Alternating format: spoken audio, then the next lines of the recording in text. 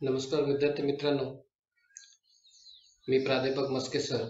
माझ्या चॅनलवरती तुम्हा सर्वांचं स्वागत आहे. माझ्या या मालिकेमधल्या मागच्या व्हिडिओमध्ये आपण क्लॉजसाठी ज्या काही आपल्याला बेसिक कन्सेप्ट लागतात त्या कन्सेप्ट आपण शिकल्या. मग त्या कोणत्या होत्या? तर त्या आपल्याला क्लॉज येण्यासाठी पहिल्यांदा सेंटेन्स आणि त्याचे पार्ट्स म्हणजे सब्जेक्ट आणि प्रेडिकेट आपण पाहिलं.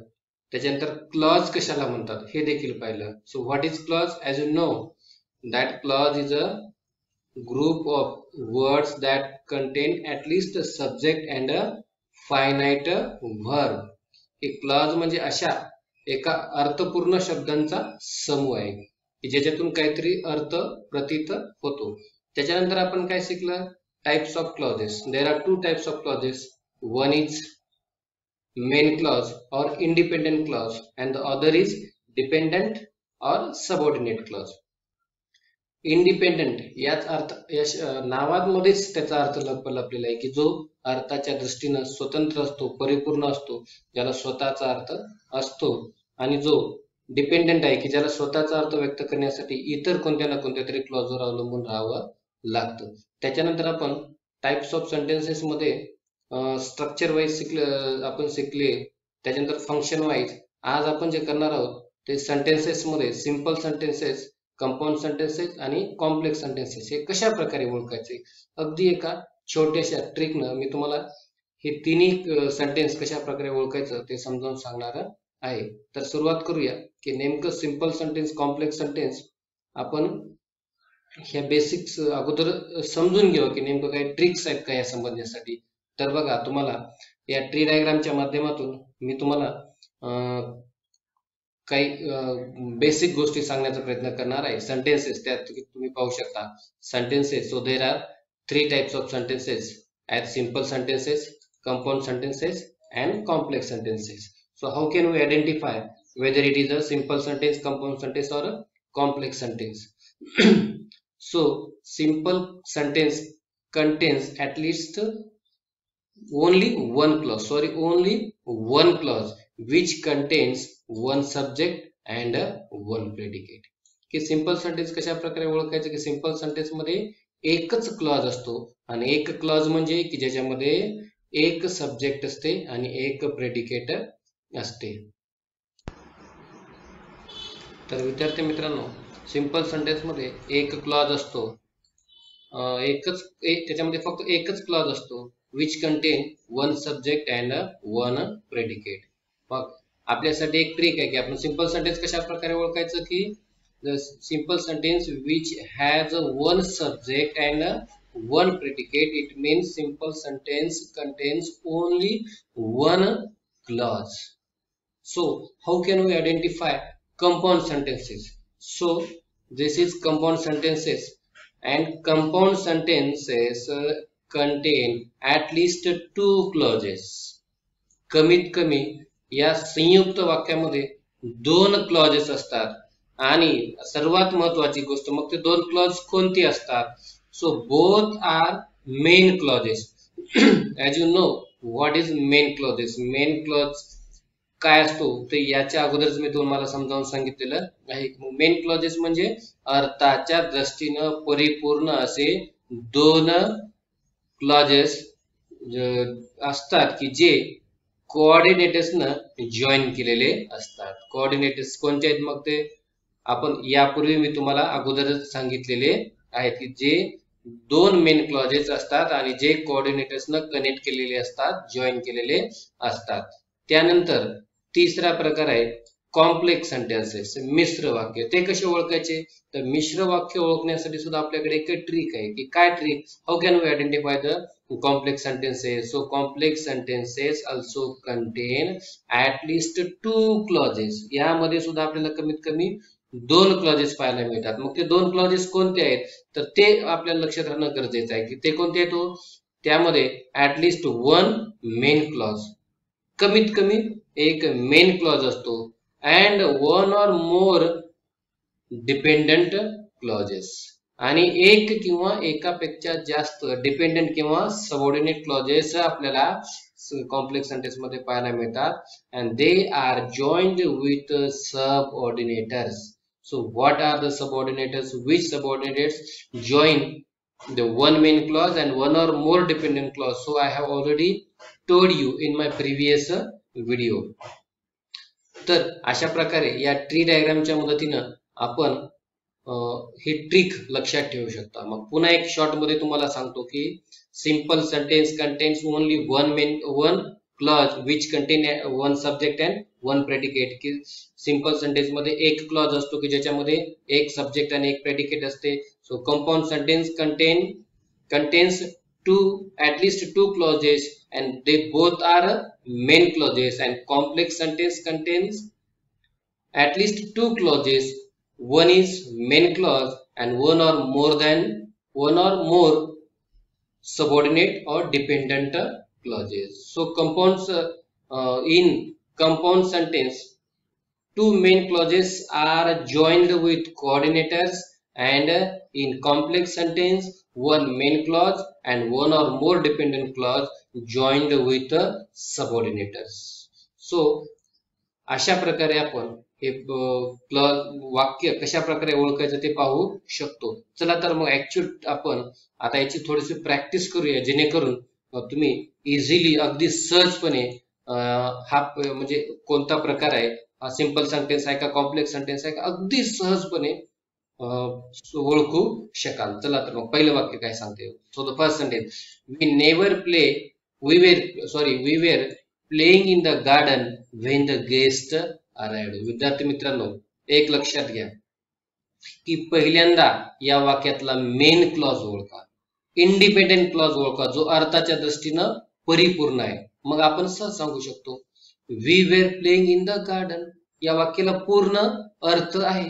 याला अर्थाच्या दृष्टीने कुणावर अवलंबून राहायची गरज नाही की आम्ही बागेत खेळत होतो. So it is a meaningful sentence. So that is why it is a main clause. And when the guest arrived, की जेव्हा पाहुण्यांचं आगमन झालं, जेव्हा पाहुण्यांचं आगमन झालं. याला काही अर्थ आहे का? अर्थ आहे, पण याचा अर्थ केव्हा पूर्ण होणार आहे? जेव्हा हा मेन सबऑर्डिनेट क्लॉज या मेन क्लॉज सोबत जोडला जाईल तेव्हाच याचा अर्थ पूर्ण होणार आहे.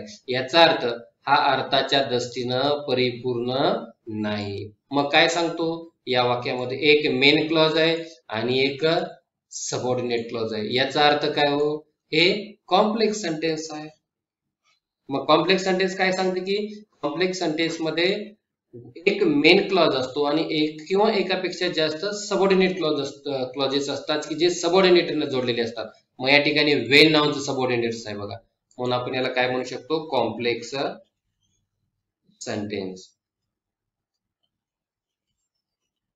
अशा प्रकारे. त्यानंतर next number 2, she put on her coat and went out. She put on her coat and went out. आता या ठिकाणी पाहू शकता she put on her coat, तिने तिचा कोट परिधान केला. Went out. आता तुम्हाला प्रश्न पडेल की सर या वाक्यामध्ये करता नाही, तर इनडायरेक्टली करता दिला नाही, पण तिने कोट घातला आणि ती बाहेर पडली. बाहेर पडणारी कोण आहे हो? तीच आहे.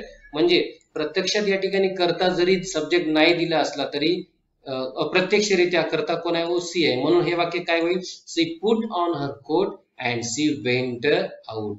म्हणजे या ठिकाणी आपल्याला अगोदर इकडे एक क्लॉज पाहायला मिळतो आणि इकडे एक क्लॉज पाहायला मिळतो आणि दोन्ही क्लॉज हे अर्थाच्या दृष्टीनं परिपूर्ण आहेत. म्हणून ते दोन्ही मेन क्लॉज आहेत. आणि दोन्ही मेन क्लॉज असलेला वाक्याचा प्रकार कोणता? तर तो असणार आहे कंपाऊंड सेंटेन्स. Compound sentence. आणि तो कशाने जोडलेला आहे बघा?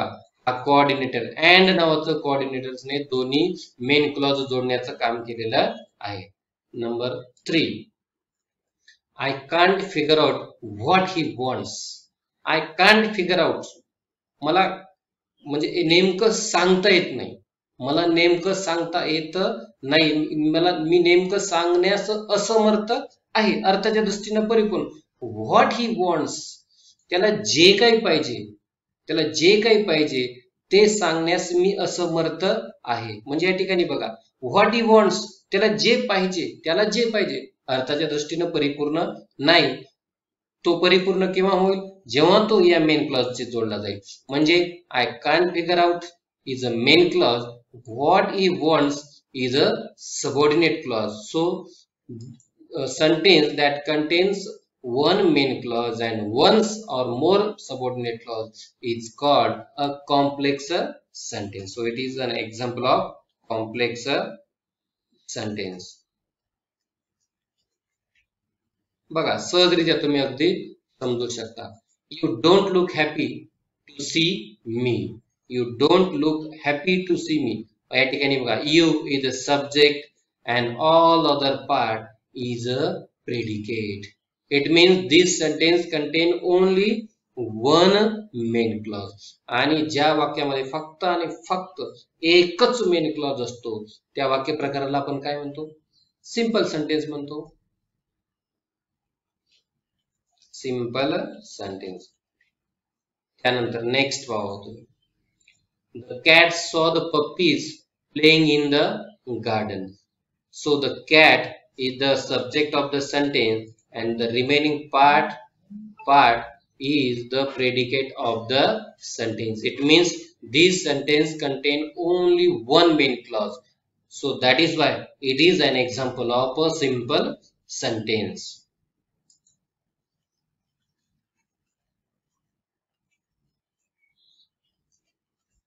So the sentence number 6, she leaned out of the window. अगदी सोपा प्रकार आहे बघा. She is the subject and other is the predicate of the sentence. It means this sentence contains only one main clause. So this is also an example of a simple sentence.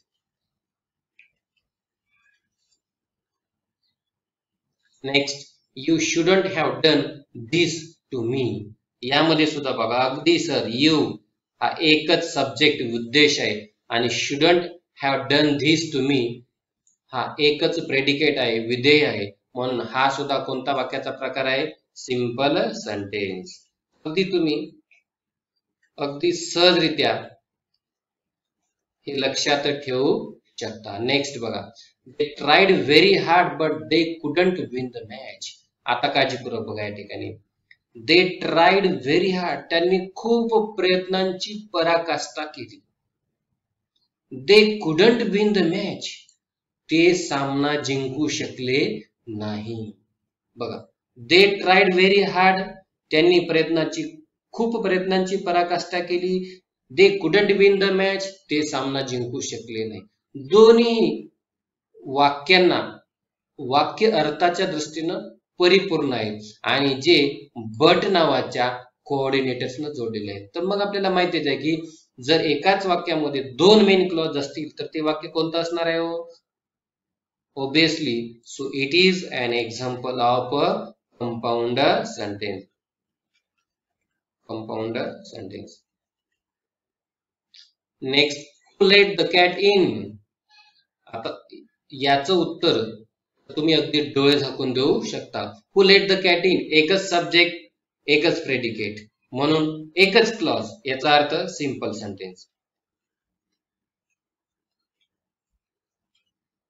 Next, although it was raining we went for a walk. although it was raining, जरी पाऊस पडत होता तरी, जरी पाऊस पडत होता तरी, we went for a walk, आम्ही फेरफटका मारण्यासाठी गेलो. अगदी तुम्ही सहज बघा, यातला कोणत्या, जरी पाऊस पडत होता तरी, काय झालं तरी माहिती नाही, म्हणजे अर्थाच्या दृष्टीनं हा भाग परिपूर्ण नाही. पण we went for a walk, आम्ही फेरफटका मारण्यासाठी गेलो, हे अर्थाच्या दृष्टीनं कसं आहे हो, अगदी परिपूर्ण आहे. म्हणजेच काय, although it was raining is the subordinate clause, is the dependent clause, and we went for a walk is a main clause. म्हणजेच या वाक्यामध्ये एक सबऑर्डिनेट क्लॉज आहे आणि एक मेन क्लॉज आहे. याचाच अर्थ हे जे वाक्य आहे ते कॉम्प्लेक्स सेंटेन्स आहे. कॉम्प्लेक्स सेंटेन्स आहे.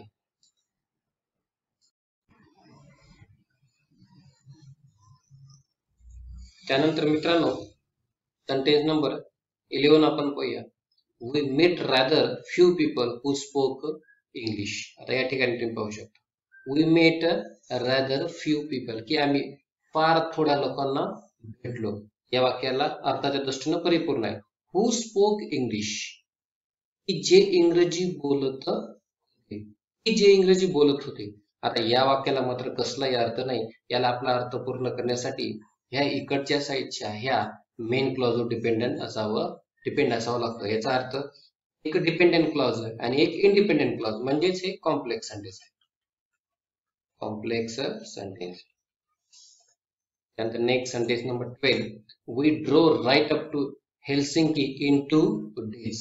अगदी स्पष्ट आहे सेंटेन्स की we is the subject and all other part of the sentence is the predicate. So this is an example of a simple sentence. यामध्ये एकच मेन क्लॉज आहे, म्हणजे एकच सब्जेक्ट आणि एकच प्रेडिकेट. त्यानंतर I don't care how expensive it is. I don't care, मला त्याची काळजी नाही. हाऊ एक्सपेन्सिव्ह इट इज, किती महाग आहे, हे किती महाग आहे. याचा अर्थ या ठिकाणी पाहू शकतो मी एक सबऑर्डिनेटर्स आहे आणि पुढचं काय सांगते की किती ते महाग आहे हे मला माहिती नाही. याचा अर्थ हाऊ एक्सपेन्सिव्ह इट इज हा एक डिपेंडेंट क्लॉज आहे. आय डोंट केअर हा एक इंडिपेंडेंट क्लॉज आहे. आणि एक डिपेंडेंट आणि एक इंडिपेंडेंट दोन क्लॉज एका ठिकाणी म्हटलं की ते कॉम्प्लेक्स सेंटेन्स उदाहरण आहे. Complex sentence. त्यानंतर sentence number 14. 2 minutes ago the child was fast asleep but now he is wide awake. आता या ठिकाणी पाहू शकता तुम्ही 2 minutes ago the child was fast asleep, की 2 मिनिटापूर्वी बा अगदी गाढ झोपी गेलेलं होतं. वाक्य अर्थाच्या दृष्टीनं ते पूर्ण आहे, कारण याच्यामध्ये एक सब्जेक्ट आहे आणि एक प्रेडिकेट आहे आणि वॉज नावाचे एक फायनाइट वर्ब देखील आहे. त्यानंतर तुम्ही पाहू शकता now he is wide awake, आणि आता ते झोपेतून उठलेलं आहे. म्हणजेच आता ते झोपेतून उठलेलं आहे. या वाक्याला देखील अर्थ आहे, म्हणजे दोन्ही मेन क्लॉज आहेत आणि दोन्ही मेन क्लॉज आहेत की जे बट नावाच्या कोऑर्डिनेटरनं जोडलेले आहेत. याचाच अर्थ हे कंपाऊंड सेंटेन्सचं उदाहरण आहे. त्यानंतर sentence number 15. He is not tall enough to be a soldier. He is the subject and all other remaining part is the predicate. So it is another example of simple sentence which contain only one subject and one predicate. Next sentence number 16. I have got 4 sisters and each of them is quite different from the others. बघा, I have got 4 sisters, की मला 4 बहिणी आहेत.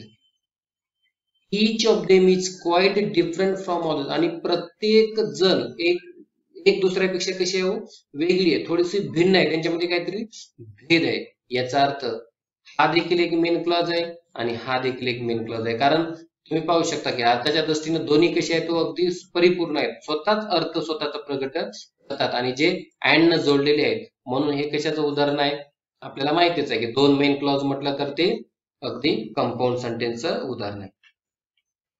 Compound sentence. Next sentence number 17. You can either come with me now और walk home. बघा, you can either come with me, की तू एकतर माझ्यासोबत येऊ शकतोस, और वॉक होम, और नाउ और वॉक होम, किंवा तू घरी जाऊ शकतोस. याचा अर्थ तुम्ही पाहू शकता बघा की या वाक्यामध्ये सुद्धा आपल्याला दोन क्लॉज आपल्याला पाहायला मिळतील. या वाक्यामध्ये 2 क्लॉज आहेत आणि आपल्याला माहितच आहे की ईदर आणि ऑर नावाच्या या कोऑर्डिनेटर्सनं जोडलेले आहेत. याचा अर्थ 2 मेन क्लॉज असलेला वाक्य प्रकार कोणता आहे, आपला कंपाऊंड सेंटेन्स आहे. अगदी तुम्ही सहज काही ट्रिक लक्षात ठेवून हा भाग रिवाइज करू शकता. नेक्स्ट बघा, He will never leave home because he hasn't got the courage to. He will never leave home. तो कधीही घर सोडणार नाही. हा एक मेन क्लॉज आहे. त्या ठिकाणी बघा, ही सब्जेक्ट आहे आणि विल नेवर लिव्ह होम नावाचा प्रेडिकेट आहे. अर्थात एक सब्जेक्ट आणि एक प्रेडिकेट असणारा शब्द समूह म्हणजे एक मेन क्लॉज आहे. बरोबर आहे का? त्याच्यानंतर पुढे बघू शकता तुम्ही, because he hasn't got the courage to. ही त्याच्याकडे कारण की ने सुरुवात झालेली आहे बघा या वाक्याची. कारण की त्याच्याकडे तेवढंच धाडस नाही. कोणतं धाडस नाही? कशाचं धाडस नाही? आपल्याला यामधून कसल्याच प्रकारचा भेद होत नाही. या वाक्यातून आपल्याला कसल्याच प्रकारचा कोणताही अर्थ बोध होत नाही. म्हणजेच हा सबऑर्डिनेट क्लॉज आहे, म्हणजेच हा डिपेंडंट क्लॉज आहे. आणि म्हणजे ही विल नेव्हर लिव्ह होम हा एक मेन क्लॉज आहे. Because he hasn't got the courage to हा एक सबऑर्डिनेट, हा एक डिपेंडंट क्लॉज आहे. याचा अर्थ एक सबऑर्डिनेट क्लॉज आणि एक मेन क्लॉज किंवा इंडिपेंडेंट क्लॉज असणारा वाक्य प्रकार म्हणजे कोणता आहे? Complex sentence. Complex sentence. Next sentence number 19. It was Sam who paid for the drinks. अगदी डोळे बंद करून तुम्ही उत्तर सांगू शकता. इट वॉज सॅम, की तो सॅम होता. हु पेड फॉर द ड्रिंक्स, की ज्याने ड्रिंकचे पैसे पेड केले. की ज्याने ड्रिंकचे पैसे पेड केले याचा earth who paid for the books is a dependent clause, is a subordinate clause. And it was Sam, तो सॅम होता. He is a main clause, is a independent clause. आणि तो हु नावाच्या रिलेटिव्ह प्रोनाउन्सने जोडलेला आहे. याचा अर्थ हे देखील उदाहरण कॉम्प्लेक्स सेंटेन्सेस आहे. Now the last one. It was unfortunate that she was late to school every day. It was unfortunate, हे फारच दुर्दैवी होतं. हे फारच दुर्दैवी होतं, अर्थपूर्ण. That she was late to school every day, ती शाळेला दररोज उशीर करायची. ती शाळेला दररोज उशीर करायची. विद्यार्थी मित्रांनो, कसल्याही प्रकारचा बोध नाही यातून. ती शाळेला दररोज उशीर करायची. याला पूर्ण अर्थबोध होण्यासाठी या वाक्यावर अवलंबून असावं लागणार. इट वॉज अनफॉर्च्युनेट, हे फारच दुर्दैवी होतं की दररोज शाळेला उशीर करायची. याचा अर्थ दॅट पासून सुरुवात होणारा हा एक डिपेंडंट क्लॉज आहे. आणि it was unfortunate is a main clause or it is a independent clause that is joined with that one main clause and one subordinate clause joined with a subordinator that. So it is an example of complex sentence. Complex sentence. अशा प्रकारे विद्यार्थी मित्रांनो, अगदी साध्या सोप्या ट्रिकने तुम्ही कोणतं sentence आहे, कोणतं कॉम्प्लेक्स आहे आणि कोणतं कंपाऊंड आहे अगदी सहजरित्या ओळखू शकता. आता पुढच्या काही व्हिडिओमध्ये याचं कन्व्हर्जन कसं करायचं, सिंपल मधून कॉम्प्लेक्स कसं करायचं, कॉम्प्लेक्स मधून सिंपल कसं करायचं हे आपण पाहणार आहोत. आणि यानंतर जे काही व्हिडिओ माझा येणार आहे तो स्पेशली असणार आहे क्लॉजच्या टॉपिकवर. आता क्लॉजचं जे काही बेसिक आहे ते बेसिक आपण आपल्या या 2 व्हिडिओमध्ये ऑलरेडी शिकलेलेच आहे. आता पुढच्या व्हिडिओमध्ये मात्र आपण काय करणार आहोत, ऍक्च्युअल क्लॉज या टॉपिकला सुरुवात करणार आहोत. तरी पण विद्यार्थी मित्रांनो, माझा व्हिडिओ जर तुम्हाला आवडला असेल तर लाईक करायला विसरू नका. तुम्ही माझ्या चॅनलवर आणखी नवीन असाल तर please subscribe my channel and press the bell icon button that you will immediately get the notification when I upload a new video to my channel. So till then, goodbye. Thank you very much for watching this.